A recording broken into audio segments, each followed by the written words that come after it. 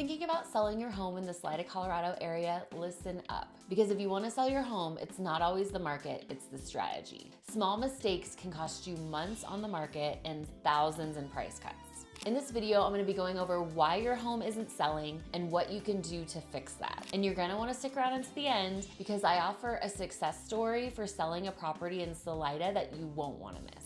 If this is your first time to the channel, welcome. This channel is all about living in the Salida, Colorado area and the real estate market here. So if that interests you, please be sure and subscribe and hit the bell for notifications so you're the first to know when new informative videos become available. My name is Monica McCarthy and I'm a realtor that specializes in Salida and surrounding areas. And I get calls all the time from people just like you looking to move here. So whether you're thinking of moving here in a few weeks or a few months, please reach out to me. And if you're thinking of selling your home, please reach out to me as well. All of my contact information is below, and I'd be happy to schedule a time to chat and help you make a smooth transition to the Salida, Colorado area or sell your home very, very smoothly. Okay, so let's talk about why your home might not be selling. Okay, number one, overpricing your home. Now, this is a big one that is true for all real estate markets, not just Salida, that if you overprice your home, it will likely sit. And so we are no longer, it's 2026 as I'm filming this, we are no longer in a market, especially here, where you can just throw any number up and there's such low inventory and such high buyer demand that there's just gonna be a bidding war on it. That is not the market we're in. And so many sellers who perhaps sold or bought during that time think that that's still the case. That is not the case in many markets, and that is certainly not the case in the Salida, Colorado area. So with that said, you cannot price your property really, really high and then just see what happens. I do hear that quite a bit, and it is a common way of thinking of, yeah, I'm just gonna price it, at this max price and we'll just see if we get a buyer. And if you want your home to sell, then that is absolutely not the strategy to choose. In Salida, Colorado, we do have good buyer demand, and it does ebb and flow. Oftentimes in the winter, the buyer demand and really the market itself does slow down quite a bit, and our busy season is more in the spring and summer, and sometimes in the fall. But ultimately, we do have pretty steady demand. But right now it is a buyer's market. Buyers do have more negotiation leverage. So far in 2026, our percent of list price received, which is the amount that people are getting their homes sold for, is 95% of the listed price. And so that shows that buyers do have negotiation leverage for homes in this market for the most part. And we also have higher days on the market, usually in the winter, like I said, and right now as I'm filming this, it's spring in 2026, so our days on the market are still fairly high for so far this year. And so that means that homes are sitting longer on the market. And if you want your home to not be one of those homes that sit a while, then you do need to stand out. And one of the ways to do that is to price it well. Now, if you price your home at the top of the market or even above the market and you don't get any offers for many, many weeks, then sometimes sellers decide to do a price reduction. And then that can often increase some activity, maybe even get a buyer then. But if you're in a situation where you're priced really high and then you're chasing the market and you're reducing and reducing and reducing, not only wastes you time and you're losing money and the initial momentum that you would have had you priced it correctly at the beginning, but it kind of makes buyers wonder what the heck's going on with that property, and it makes you look a little desperate. So instead of chasing the market, just price it well from the beginning and you will end up having more buyer momentum right away. So how do you price your property well? Well, obviously I'm a realtor. I'm going to tell you, talk to a realtor who knows the market and your market. So if you're watching this and you're in a completely different market, find a realtor that specializes in the market that you live in or that your property is in and can help you price it for that market. There's a term called geographic competency in real estate. And so just because a realtor is licensed in an entire state doesn't mean that they know the entire state and all of the little pockets within that. So I work in the Salida, Colorado area. There are parts of Colorado, many parts of Colorado that I am not an expert in, and I wouldn't be a good resource for pricing a property there. And the same goes for other realtors who are in other areas. So find a realtor that is an expert in the area where your property is and is able to give you a price analysis for that property. And what I mean by that is they're comparing your property to other like properties that have sold in recent months And in addition to that, before your property goes on the market, they should also be looking to see what is available as your property is going on the market. And so that is a step that many people miss before they put their home on the market. You're not only seeing what has sold in the past and what you could potentially get for it, but what's going on, what's the competition right now? So if you can think of it as, if there's a buyer looking for a house that's like yours, what other homes would they be looking for in addition to your home? If they're gonna look at 5 houses this Saturday and your home is one of them, what are similar homes that they will also be looking at? And then what are those priced at? And so from the buyer's perspective, is your home overpriced compared to those as well? So that's another key way to price your property, not only for what it's worth, but what it's going to sell for in today's market. And that makes a really big difference.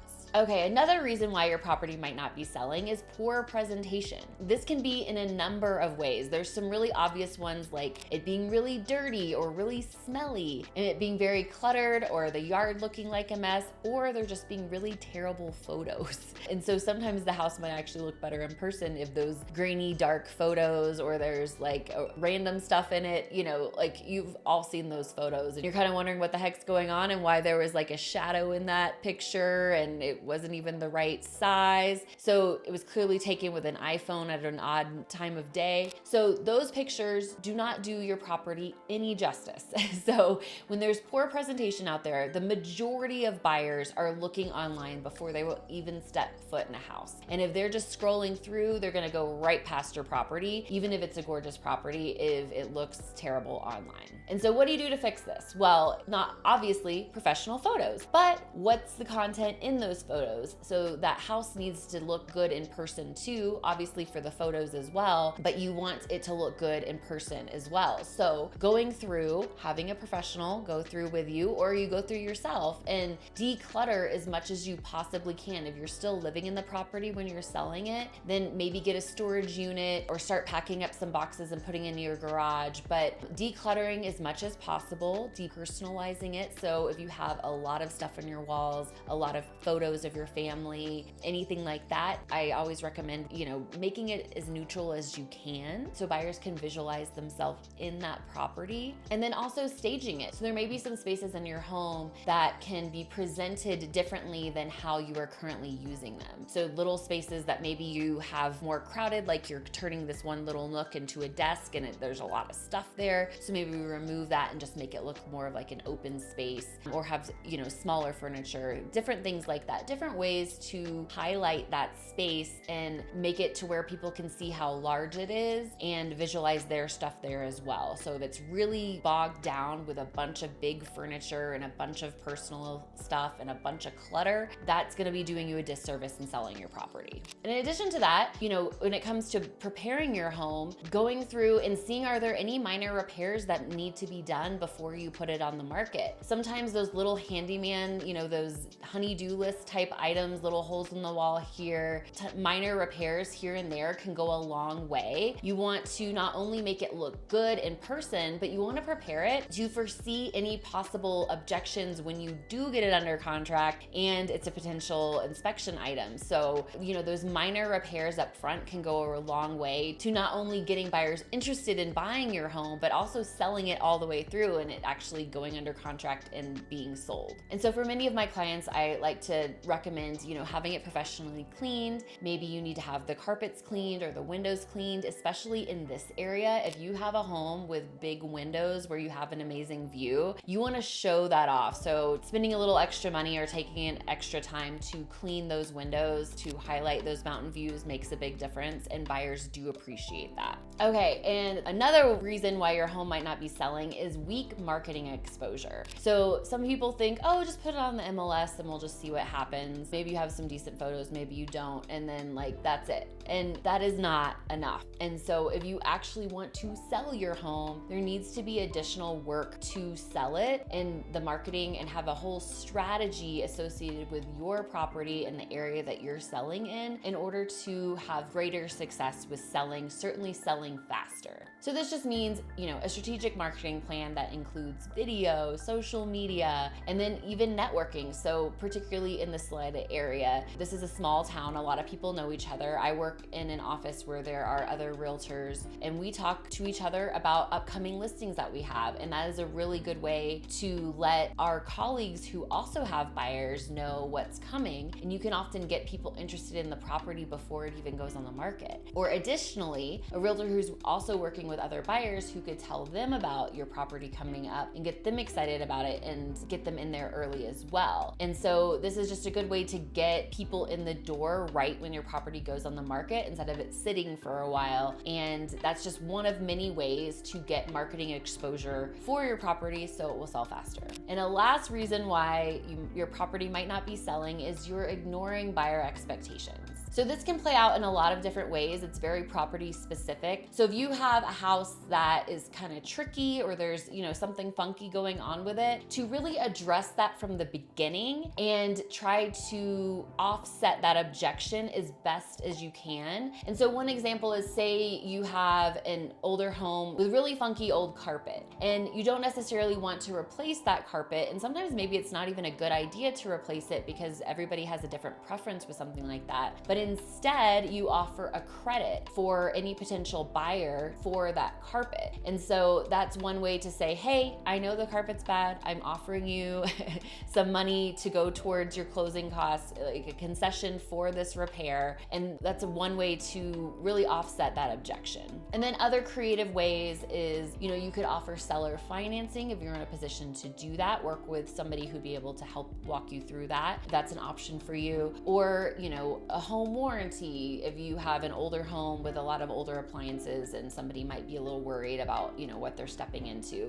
So it just depends on your home and what's going on there. But coming up with creative ways to get ahead of any potential buyer objections and really just meeting the buyer where they're at, and that will really help you sell the property quicker as well. And so I just want to share with you one success story that I recently had for some clients in the Salida, Colorado area. There was somebody who knew they wanted to sell their home many months before we put it on the market. And so we were able to not only time it well, but do a good amount of work to make sure the property looked really good ahead of time. I met them at the property several times to go over some staging and some recommendations for some minor repairs and really making sure that the property looked really good before we brought in that professional photographer. We had it cleaned, we had some yard work done, we had the windows cleaned, and then we had that professional photography done and then put it on the market. I was able to get in some colleagues before it went on the market who gave us some more feedback on some things we could do and also shared it with their buyers and was able to put it on the market. And we got the property under contract in 3 days in a market when the median days on the market was nearly 100 days. Now this property, gorgeous house, great location. And so obviously that helped in selling the home, but we did a lot of work to put our best foot forward so it would sell faster. And the most important thing, we priced it really well. We priced it for the market, and I did exactly what I was sharing before, which was looking at what was happening in the market before we put it on the market and seeing what the competition was as well as what recent sales were. And we talked about, what would be a good number to put it at, and they took my recommendation and it sold in 3 days. So I was really, really happy for my sellers, and what a wonderful success story. And it sold in 3 days